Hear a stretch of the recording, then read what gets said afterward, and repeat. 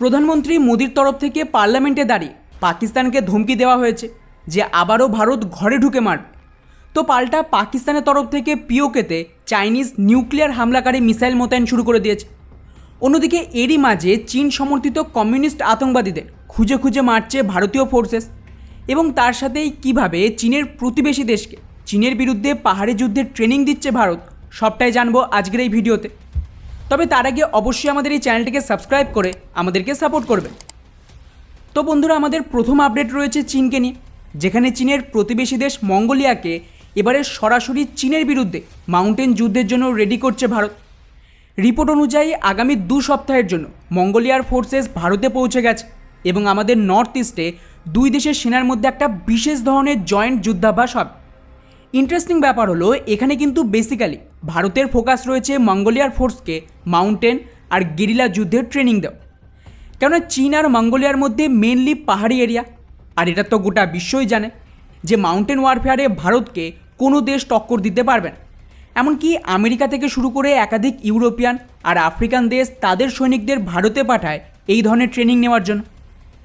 Already এই রিপোর্টটা দেখুন, যেখানে মঙ্গোলিয়া চীনের এই দাদাগিরির কারণে মারাত্মক সমস্যায় রয়েছে এবং চীন কিন্তু লাগাতার ওদের এরিয়া দখলেরও চেষ্টা করছে।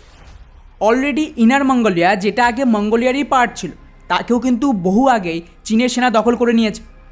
এমন পরিস্থিতিতে ভারত এখানে মঙ্গোলিয়ার সাথে চীনের বিরুদ্ধে নিজেদের যে সামরিক শক্তি সেটা বৃদ্ধি করার চেষ্টা করছে, যা ধীরে ধীরে চীনকে ঘেরাও করার ভারতের যে স্ট্র্যাটেজি তারই একটা অংশ বলতে পারে।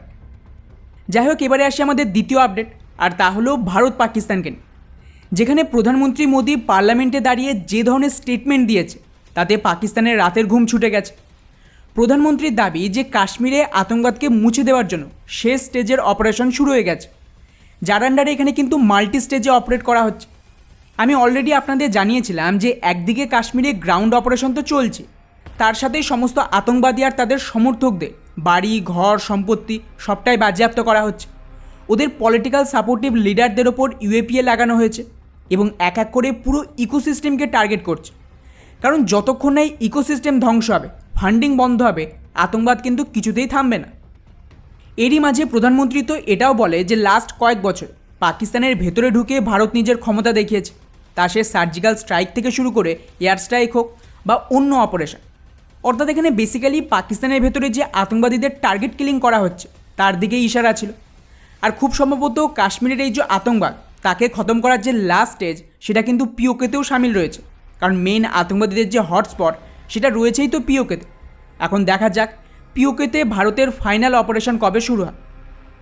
যাই হোক, আমাদের নেক্সট আপডেট রয়েছে কমিউনিস্ট আতঙ্কবাদীদের নিয়ে।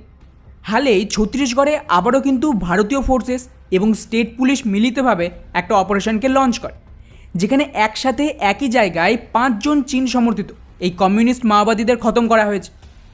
অলরেডি গত 4 থেকে 5 মাসে যে পরিমাণে এখানে ক্র্যাকডাউন চলছে তাতে কিন্তু এই মাওবাদীদের মৃত্যুর সংখ্যা প্রায় 200 ছাড়িয়ে গেছে।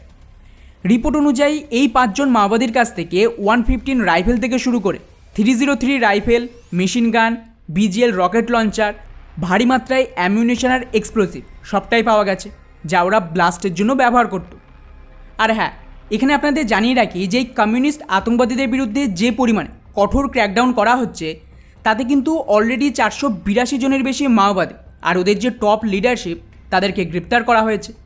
450-র বেশি মাওবাদী সারেন্ডার করে দিয়েছে এবং সেন্ট্রাল ফোর্সের দাবি অনুযায়ী ওরা এখানেই থামবেন।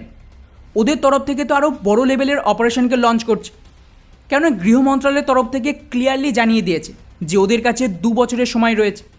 এই 2 বছরের মধ্যেই পুরো রেড করিডোর থেকে এই লাল আতঙ্ককে সম্পূর্ণ গোড়া থেকে উপড়ে ফেলতে হবে। ফলে স্বাভাবিকভাবে এটা কিন্তু ভারতের ভেতরে থাকা চীন সমর্থকদের জন্য বিরাট বড় একটা সেটব্যাক ছিল। যাই হোক, এবারে আসি আমাদের নেক্সট আপডেট ইন্দোনেশিয়াকে নিয়ে, যেখানে ইন্দোনেশিয়ার সেনাবাহিনী এবারে ভারতীয় হাতিয়ার কিনতে মরিয়া হয়ে উঠেছে। অলরেডি ওদের বায়ুসেনার একটা পুরো ডেলিগেশন ভারতে পৌঁছে গেছে, যারা ভারতীয় হাতিয়ার নির্মাণ কোম্পানির ফ্যাক্টরিতে ভিজিট করবে এবং আধুনিক স্বদেশি হাতিয়ারকে ইভ্যালুয়েটও করবে নিজেদের সেনার জন্য।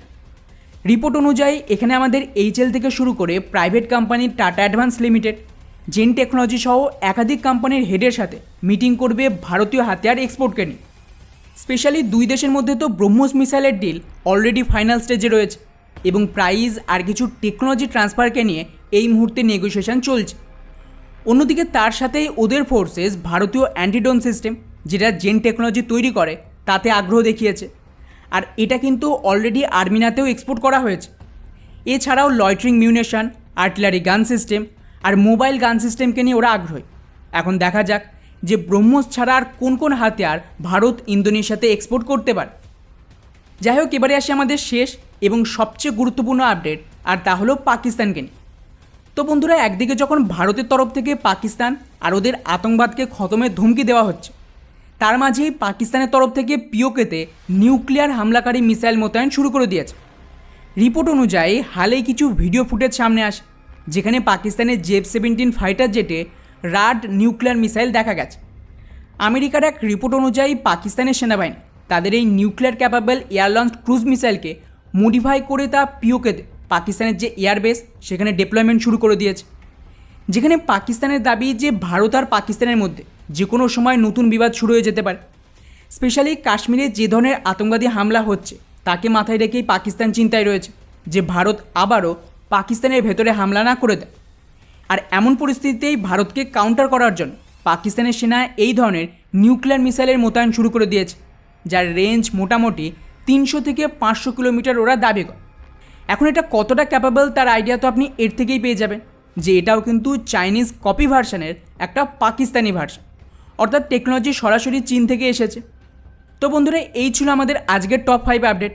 এটা আপনাদের কেমন লাগলো নিচে অবশ্যই কমেন্ট করে জানাবেন। জয় হিন্দ।